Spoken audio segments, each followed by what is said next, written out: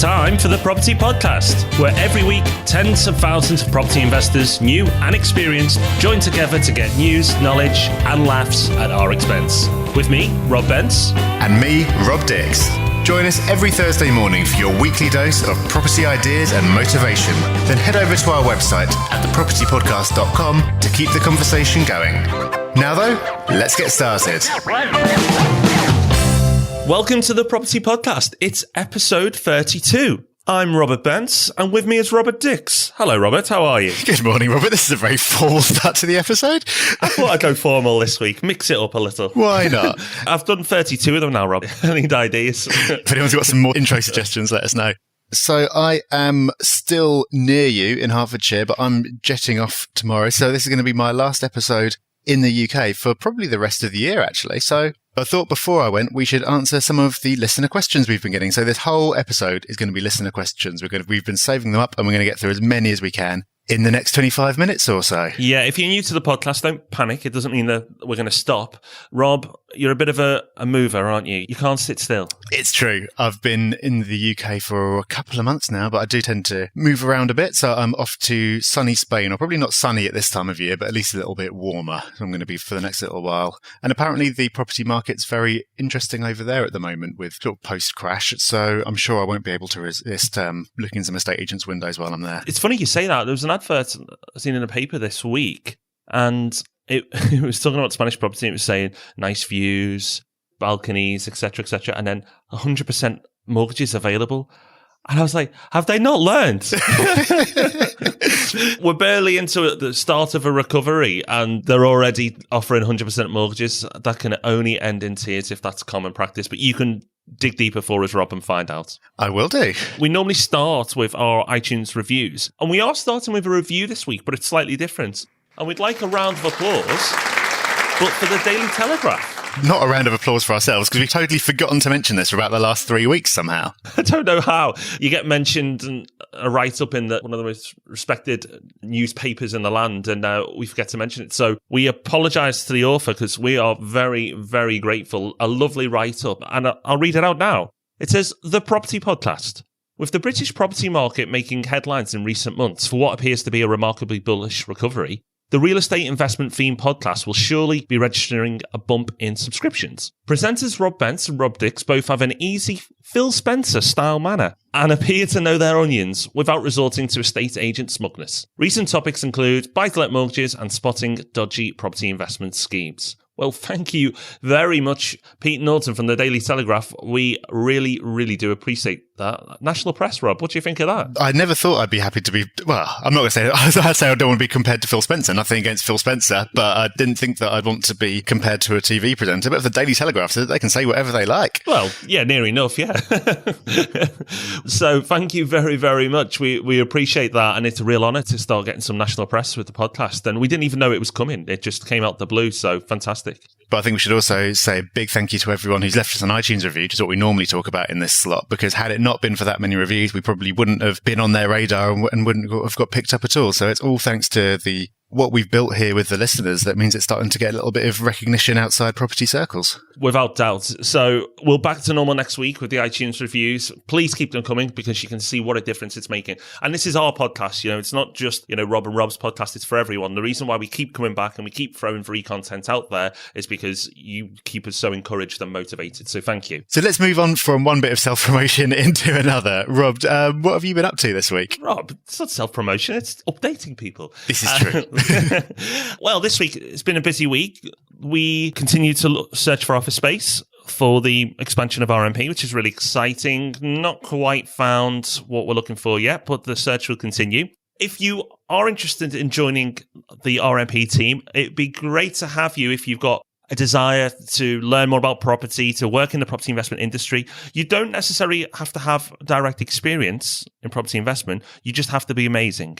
If you are amazing, go to rmpproperty.com/property investment jobs. That's rmpproperty.com/property investment jobs. And you've got till the end of October. That's the closing date for our next round of recruitment. So if you are interested, make sure you get your application in before the end of October. And the app, Rob, is going really well too. The final designs are in. So it's over to the developer now for the property investment app. So again, propertyinvestmentapp.com. Have a look at that if you're interested. But even more exciting than that, Rob, we've got something that we're not going to tell anyone about. Yeah, it's really exciting. Not going to tell you what it is. Sign up for the mailing list and we're still not going to tell you. But then at some point we'll tell you and you'll know before anyone else who we haven't told. But I'm getting confused now. We are going to be working together even more than we do at the moment. We're going to be working together on a joint project, which is super, super secret. We are not going to tell you anything about it, but it is really exciting. The way to find out about it first is to join the mailing list. So if you go to thepropertypodcast.com, stick your email address in there, you'll get the secret episode, you'll get updates, and you'll get to know about this exciting, mysterious project before anyone else. Yeah, as if we don't spend enough time with each other already, Rob. It's going to be a bit more. So, yeah, keep posted. It's exciting. I promise you. Okay, news of the week, Rob. Your worst nightmare. I found you may travel and you may move a bit, but I've managed to bring out a story that relates to your life, and I found your property nightmare situation. Apparently, it wouldn't just put you off this type of property, it's putting the general public off too, and property prices are being hit. What I'm talking about is areas with poor internet connection. Ugh, I'm shivering just hearing the words. Back to the Daily Telegraph for this one, and they're reporting that in rural areas where they can't get fibre optic broadband or anything like that, some estate agents are even saying that they're not going to list anything where the connectivity is poor. Obviously, I can relate to that. But I just thought it was interesting as well because it kind of comes back to the due diligence thing as well. Like, for example, I've been in Hertfordshire for the last few weeks cat sitting, and it's impossible to get mobile phone signal in the house, and the internet speeds are really slow as well. But it's not because it's in a rural area, it's because it's right next to an Air Force base, and the signals that they're putting out kind of seem to jam the mobile phone signals and stuff like that. That's not great for me, but if I'd bought it and I was thinking about doing some kind of HMO strategy for young professionals or something, it'd be a nightmare. No one's going to be a happy tenant here if they can't use their mobile phone. So it just shows the importance of thinking about this kind of thing. I think it's so important, Rob, that there's a big 50 report I put together, and I'm going to now add this criteria, this research piece into every investment we look at, the broadband speeds of the area, because I think it is actually that important. So it may sound trivial to some people, but if you're a young professional, you practically live on the internet. It's really important, and it's part of research that I'll be adding to the things that we look at and the information we give to our investors. I think it's that key now moving forward. Hopefully with 4G and stuff, it'll all sort itself out, and there'll be some investment. In the meantime, if you live in a rural area and you have a poor internet connection, you have my sympathy. I've been feeling your pain for the last few weeks, and I'm glad I won't have to do it for much longer. Another outstanding article from the Daily Telegraph. We love you. Yeah, a fine publication. Right, Rob. Shall we move on to our topic of the week? Let's do that. So this week, as we said, the topic of the week is set by you. It's listener questions. So way back, what feels like way back now, in episode number 17, we did a live episode. We had questions come in for that. We weren't able to get through all the questions we had, and we've been asked questions ever since, either by people going to our website and leaving us a voice message or just emailing in. So we've got a big old list of questions. We're going to get through as many of them as we can. First of all, we're going to hear from Bryn. Hi, Rob and Rob. Just like to say what a great podcast you guys have got going. I've been listening from the start and loving the content every week, and always looking forward to the release on a Thursday. Quick question. I've had a look at all the books that you guys have recommended, and I've read them, and I'm just wondering if there's any more books that you guys could recommend. Keep up the great work and enjoying the show. 5 stars, baby. Well, thank you, Bryn. I'm glad you're enjoying the podcast, and it's a great question. It's one that people ask all the time, which books are we reading and which we recommend, and we'll continue to give you the resources as we read them and books we like. But books I've been reading recently, I've just finished The Millionaire Fastlane, and if you've not read that book, I'd say it's well worth a read. It's like a modern day Rich Dad Poor Dad. He doesn't pull any punches, the author. He tells it as he thinks it is. And I can't say I agree with absolutely everything in the book, but I think it's a good read. It is entertaining. I do like his no-nonsense manner. And it talks about property investment as, a great passive tool to building wealth. He talks about some other ways of building wealth as well, which includes, owning a business and lending people money and so on. All I'd say is read it. I think it's worth having on your bookshelf or your library. Depends on how much of a reader you are. But a good book, good top up from Rich Dad Poor Dad. Highly recommend it. And the other one I've just started, Rob, but I know you've read is Never Eat Alone, which is a book on networking, and it's a good skill to develop. I read it a while ago, so I can't remember a lot of the details, but the essence of it is the importance of the whole your network is your net worth thing.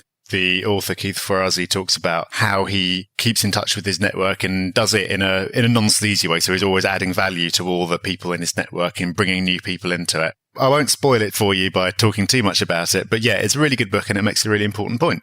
I've got a couple of sales books I thought I'd mention for my recommendations. Neither of them are directly relevant to property. They're all about different situations, but there's a lot you can take from them because sales, negotiation, and kind of creating a good deal for all parties involved and communicating what your vision of that deal should be is a really, really important part of property. So the first one is called Spin Selling, and it's by Neil Rackham. And the second is Pitch Anything by Oren Klaff. Spin selling is about kind of corporate sales, selling big ticket items in corporate environments, and Pitch Anything is more from a startup kind of point of view about getting venture capital. So it's talking about going in and pitching your big idea to potential investors. It's quite a long way from property, but I think there's so much that you can take from those into negotiations with vendors or estate agents, or just kind of get an idea of some of the psychology behind deals and make sure that when you're making an offer, you're putting it across in the right way and really explaining how you see things and how you think things should pan out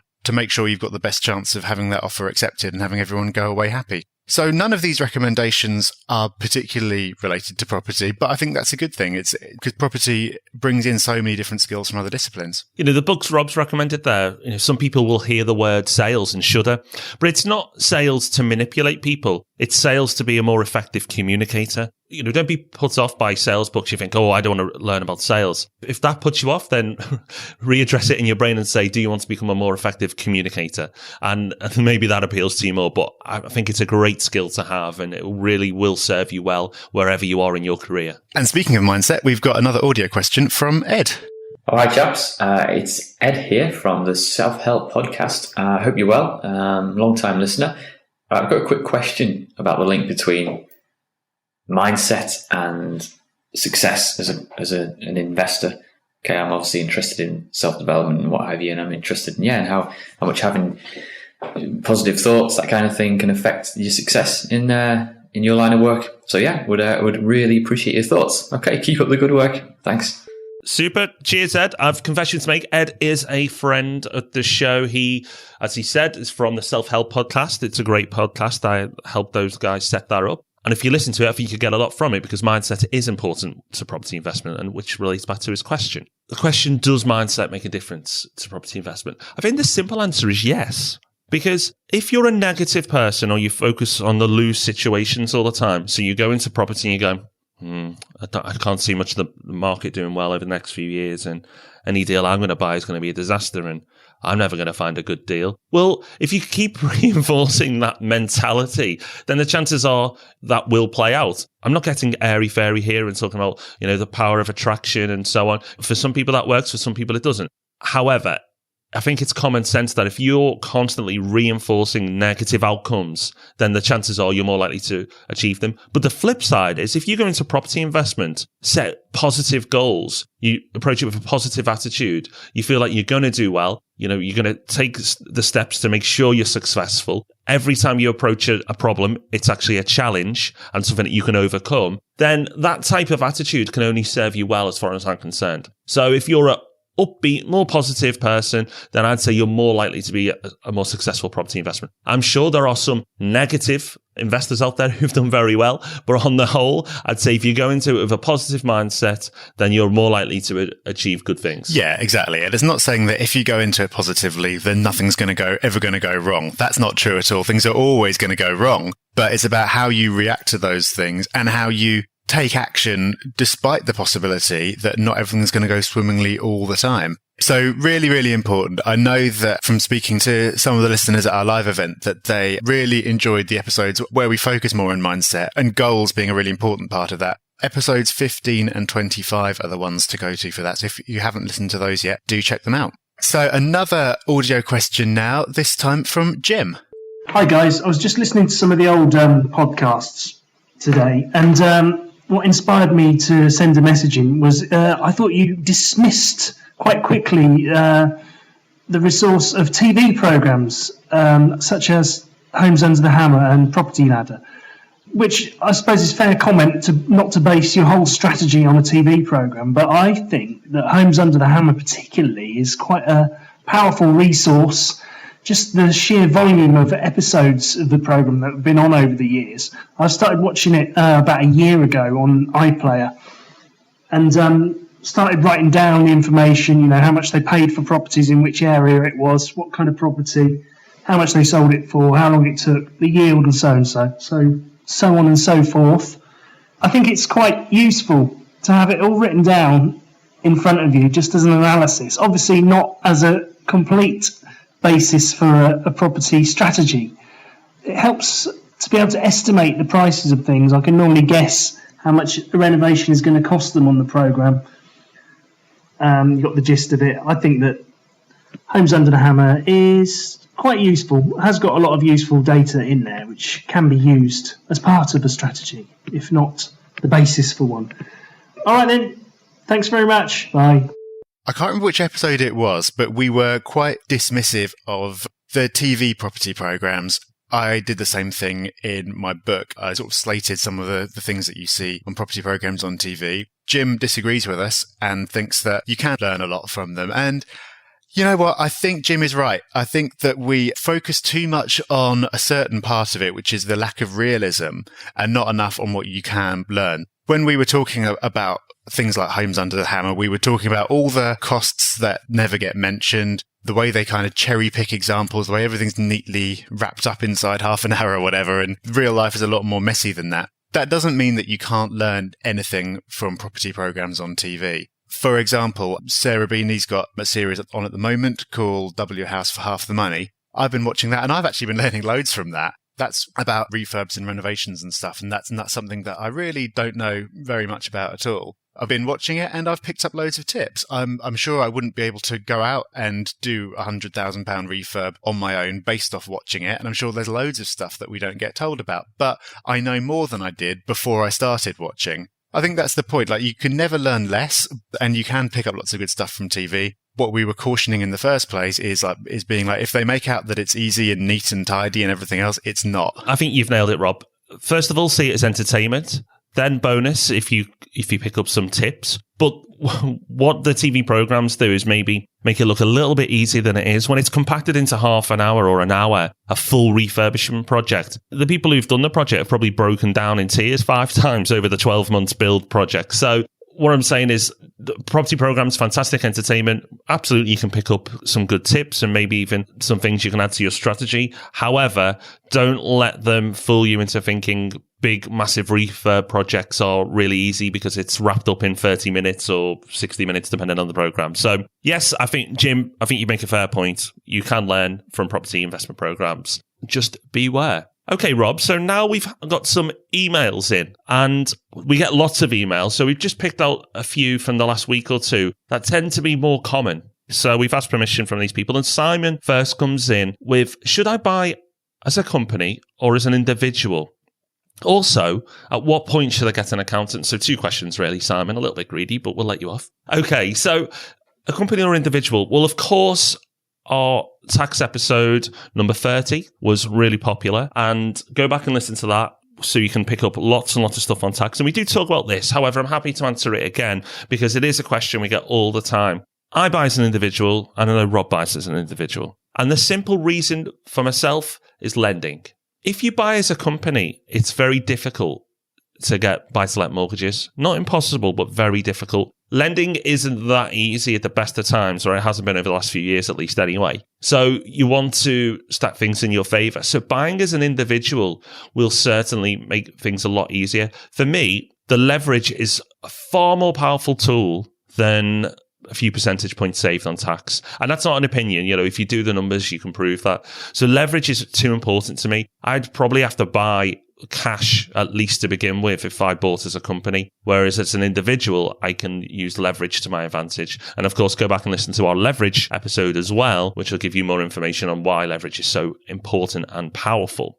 Moving on to getting an accountant when it makes financial sense. So if you've got 1 or 2 properties and the profit you're making is minimal, perhaps, then paying an accountant £700-800 to do your books, if he can only save you maybe £50 to £100, doesn't make sense. I know that sounds really simple, but we get this question a lot. So how big is your portfolio? How big is your potential taxable amount?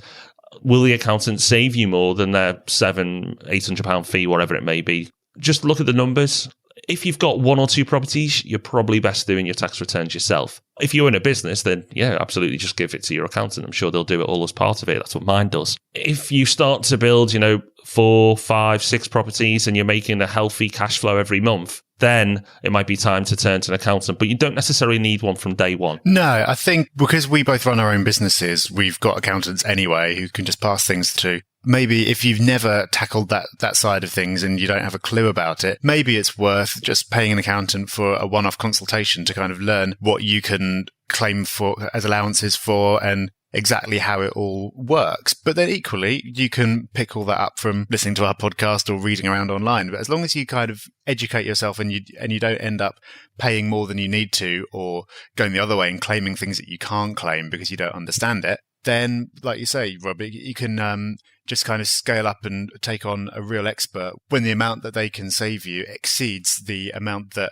you pay them. And we always say that when you work with professionals, it's an investment rather than an expense. And I think that's particularly true of accountants as it is for anything else. So moving on to the next question. This one comes from Amir. And Amir says, I live in London. Should I wait to save for a deposit here or invest sooner by looking further north? This is something that tends to come up a lot as well, especially with London house prices and house prices in the southeast being what they are. Whenever you look at the indexes of house prices in the UK and you see that they're going upwards, it's like, well, break it down by region. You often see that there are many regions where house prices are doing nothing or going backwards, and it's all being driven by the southeast. Prices in London are really, really high. They're unaffordable for a lot of owner-occupiers. They're unaffordable for a lot of investors. So Amir wants to know whether it's worth saving up for a deposit in London or going further away. The first part of that, I suppose, is whether you feel comfortable going further away from where you live, assuming you're going to keep on living in London. That's something we've covered a lot. Rob and I both invest away from where we live, but then a lot of people seem to say that that's impossible and it can't possibly be done and you need to be able to pop round to your house at 5 minutes notice at any given time. We obviously don't believe that. And we had an episode about this recently, episode number 28. We talk about investing from afar and why we think that it's something that you are able to do, but there are sort of downsides and extra things that you need to be careful about as well. So maybe listening to episode 28 would be worthwhile. And then on the actual financial side, like, yes, buying properties outside London will be cheaper, which means you can get started sooner. Also, you're going to get a better yield as a general rule outside London because prices are so high in London. Getting a decent yield is going to be harder. You'll be able to get a higher yield by going further north. But then you need to think about the capital gain side of things. Like, there are parts of the UK which I think are poised for really good capital growth. And there's probably going to be a lot more capital growth outside London in certain areas, in my opinion, because prices have been depressed for so long. There are other areas, of course, where I don't think there's going to be any capital growth anytime soon. There are some areas where the fundamentals aren't there, the demand for owner occupation isn't there, and you're not going to be getting a lot of capital growth at all. So basically what I'm saying is that, yes, I think by going further north, you'll be able to get more attractive deals, but you can't purely chase the numbers. If you find something that's incredibly high yielding, there might turn out to be problems that you weren't aware of if it's not an area you know very well. And you might find out that the capital growth that you would have benefited from by being in another area, you won't. And so your yield will start looking a bit paltry by comparison. So the question was, should you save for a deposit in London or go further north? I would say go further north if it meets with your goals and you're aware of all the issues that could surround it. Yeah, absolutely. I think you've nailed it, Rob. And episode 28 really does go into a lot more detail. A lot of people got in touch on the phone at R&P's offices with me after that episode, so it obviously resonated with a few people. Next, Rachel says, and we get this a lot too, I'm suffering from analysis paralysis as I feel a bit overwhelmed with so much information out there. What can I do to get started? Breaking it down, Rachel, I would say, first of all, if you haven't already set goals, and that's episode 15, we mentioned it earlier, if you haven't already set goals, set them. Once you've got your goals, you need to then start working on your strategy. Either speak to an established investor already, somebody you know and trust and you like what they're doing, or get in touch with Rob or myself. We can point you in the right direction when it comes to strategy. But once you've got your strategy sorted, that should clear away a lot of the fluff. So you've got your goal, you know where you want to get to, you got your strategy, the roadmap to get there. That should eliminate a lot of this information overwhelm that you have. It may say, okay, well, that's not going to work. And okay, student property isn't then going to fit in this mix. And it eliminates a lot because the strategy should be a clear path on how to hit your goals. And then finally, what you want to do, and this applies to anybody who's suffering from analysis paralysis, finally, you want to then set a target date to start. So in order, goal, strategy, and then target date. Because once you've done the goal, once you've done the strategy, and you're in a financial position to invest, there should be nothing stopping you other than just your basic research. And again, how to research any property was last week. So you can go back and listen to that one, episode 31. Once you've done your basic research, then there should be nothing stopping you. So finally set a target to start. So it may be, okay, after you've done your goal and your strategy, in 1 month, I will get my first property investment, or 3 months, or even 6 months. But set a target and then tell somebody so you're accountable as well. You've got your goal, you've got your strategy, you've got a target date, and then you've told somebody who you respect that I'm going to do it at this date and this time, because you're now holding yourself accountable to someone else as well. And that'll be that extra little push for you to take action. So I hope that helps, but that's how I would approach it. I've got nothing to add. You've given that speech before, I can tell. I've been asked it once or twice. Yeah. Yeah, nothing to add to that. That's a great answer.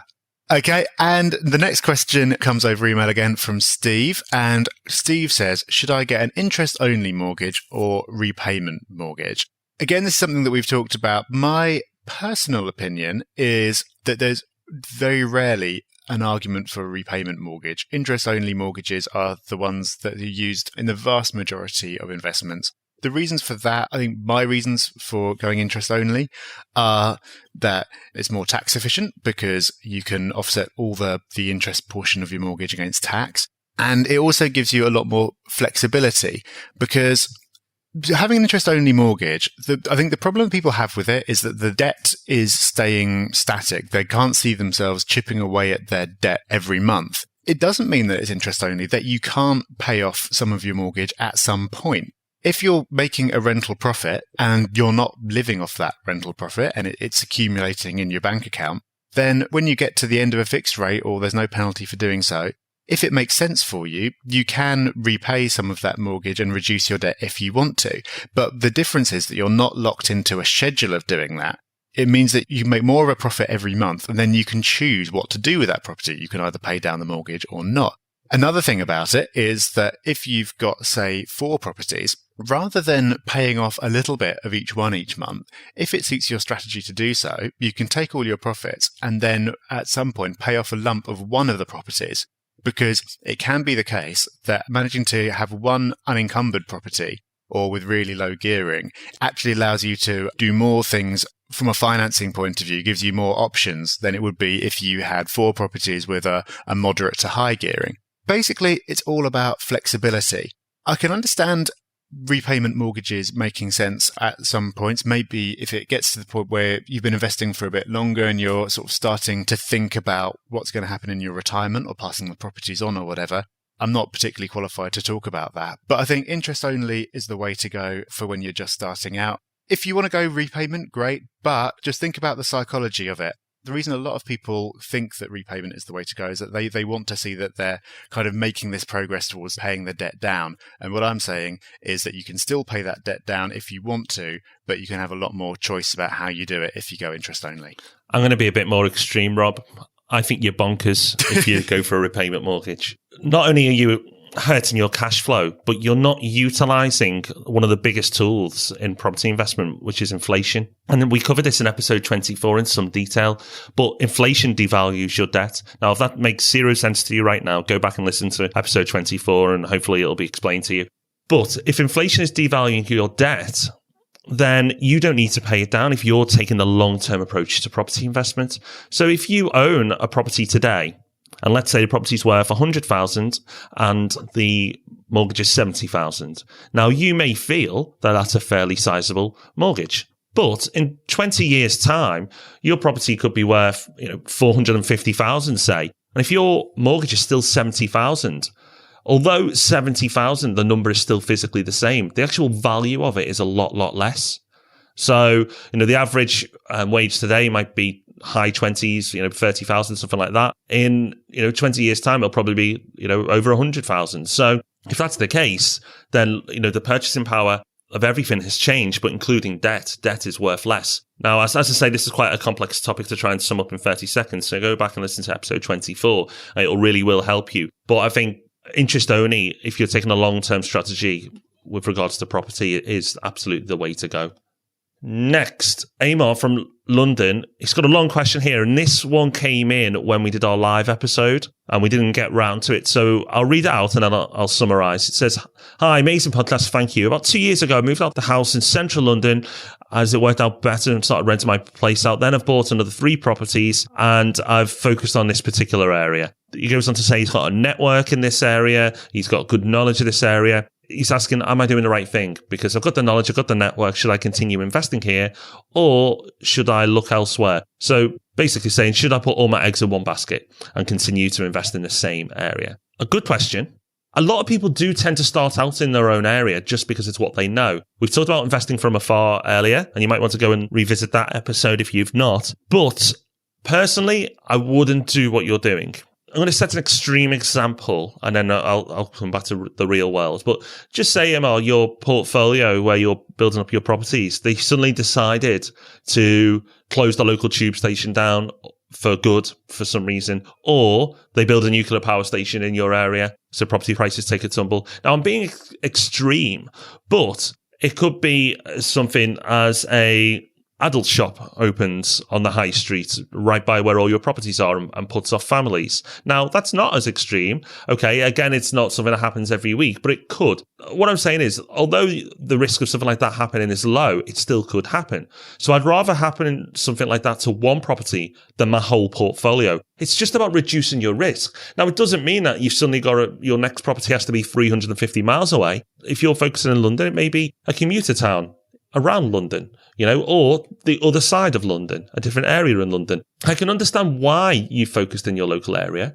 and I think what you've done is fine so far. But if you're going to continue to build in your portfolio, which it sounds like you are, then I would say look at, casting your net a little bit further. You can build up a good network and your knowledge in different areas. If you've done it once, you can do it again.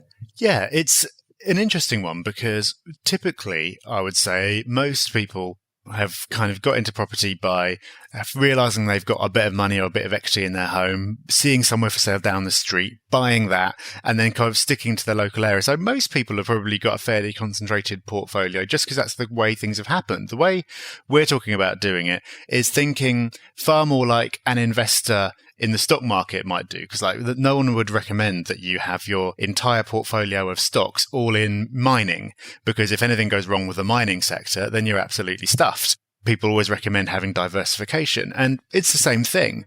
And yeah, it is a bit harder because in an ideal world, you've kind of got one agent you trust and you've got a solicitor who acts for you in every transaction, and you just sort of buy one and go, yep, same again. Let's do exactly what we did last time. But we've talked about how to build a team. You can build teams in different parts of the country. I think Rob not succinctly summed up the benefits of doing that. Okay, so our final question comes from Luke Payne, and he says, do you guys still frequent networking events? For me, the answer is not really, mainly because I'm away a lot and I don't get the opportunity. When I have been to networking events in the past, I've found a lot of them have been too salesy for my liking. It's just been hard to have conversations where you don't feel always worrying what people's motives are and all that kind of thing. The exception to that, of course, would be the little get-together that we had a couple of months back, which was fantastic. And if there are more events like that, and maybe there will be if we put them on, I'd absolutely go to them. That doesn't mean that there's no value in networking, because there absolutely is. Networking seems like it can be a dirty word a lot of the time, but the book Never Eat Alone that Rob referenced earlier shows that's really not the case, and networking is super important.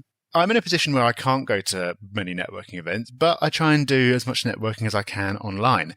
And we did a whole episode all the way back in episode number 7 about how you can build a network online through social media sites like LinkedIn, Twitter, and all the rest of it. So if you're reluctant to go to networking events or you're not able to, maybe it's worth having a listen to that episode and sort of having a go at doing it from the comfort of your own home.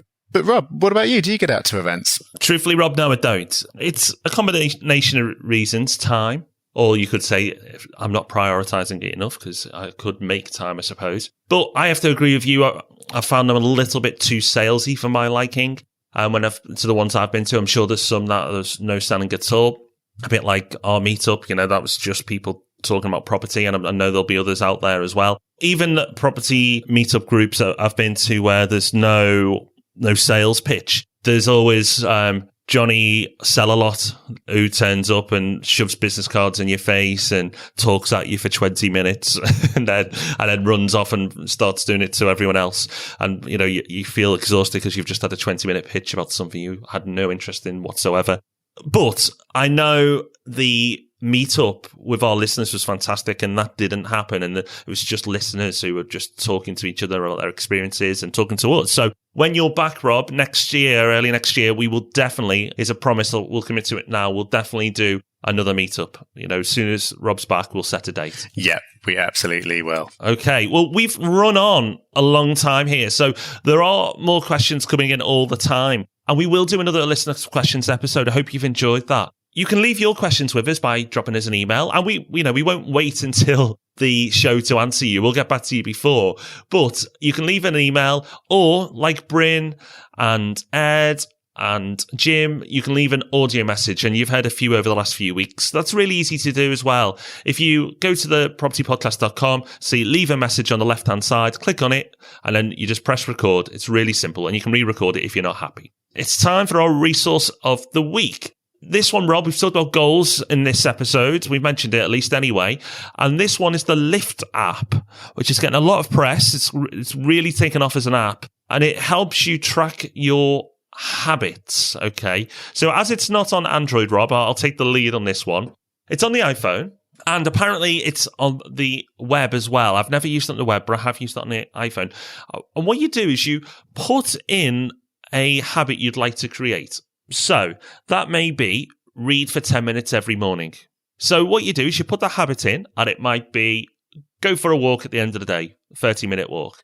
And you can list your habits, and then you can set reminders for those habits to go off at a certain point in the day when you would normally want to execute that habit. And then you tick a box to say you've done it, and it tracks your progress. And you have what you call streaks. If you read your book one day, that's 1 ticked off, then 2, then 3, then 4, and then you get a 5-day streak and 6-day streak. And it's really, really good. It helps you get, once you've formed the habit, then it tends to stick with you. So it really helps you to do that. The other thing is it's social as well. So people can cheer you on and wish you luck if they see you're having a particularly good streak. It's a very open platform. People update what they're doing, and you can go to the general platform and see what it is. You can enter an anonymous profile if, your goals are a bit personal and you don't want people to cheer some more personal habits you're doing. But generally, it's quite a good thing because there's a lot of encouragement within there. The price, it's free. It's absolutely fantastic. It's really, really good. And Tim Ferriss, someone we're a massive fan of, highly recommends this app as well. I've used it and then got out the habit of using it, amazingly, but I've started to use it again recently. So I thought it was well worth everybody looking at if you have an iPhone device. And it says it's on the web as well. Never used it on the web, but maybe you can check it out. But if you've got an iPhone, definitely check this one out. It's free, and it's a really good tool to help you get into habits that will improve your life. Yeah, it sounds really good. I'm a big believer in habits, and I use something called Ask Me Every. I think it's askmeevery.com, and it's where I've set it up so every day in the evening it will send me an email saying, did you do this? So it was about exercise. It would say, did you exercise today? And you can just reply and say yes or no. And then you can go onto the website and see the streaks that you've had. But the thing that makes the Lift app sounds a lot better and I wish I could use it, is that it gives you those reminders. So rather than it getting to the point where you're asked and you go, oh no, damn, I didn't do that, it will give you a reminder at exactly the right point to make that happen. And then I'm sure it gets to the point where you just kind of associate that time of day or whatever, or that activity with performing the habit, and you don't need the reminder anymore. For me, just kind of having the fact that I know I'm going to get an email saying, did you do this, will make me more likely to do it. So I'm sure that with a timely reminder as well, it'll be even more effective. As we mentioned earlier in the show, get on the mailing list to find out what our exciting new project is. More will be revealed in the upcoming weeks. But the people on the mailing list, you'll get all the information as it comes out. And of course, you get our secret episode as well when you sign up to the mailing list. Just so you know, if you're new to the Property Podcast, the mailing list will deliver the podcasts to your inbox every week, so you never miss an episode. Plus, you get a mystery secret episode that's never going to go public, and updates of big, exciting projects that are coming up. Can't say fairer than that. Well, I hope you've enjoyed this bumper episode. I hope we've answered your question, or if we haven't, inspired you to send in a question for us for the next time we do one of these. Next week, we're talking about off-plan property. We're going to talk about how to win with off-plan property. It's going to be something which is probably going to become more and more of a topic now. The media is full of stories of things picking up, so we're going to give a whole episode over to that. Yep, it's going to be really good. So join us next week. Thank you once again. I hope you've enjoyed this episode, and we look forward to joining you next Thursday. Bye-bye. Thanks for listening to the Property Podcast. Make sure you join our mailing list at thepropertypodcast.com. And remember, we love 5-star reviews. Rob even loves them more than air miles.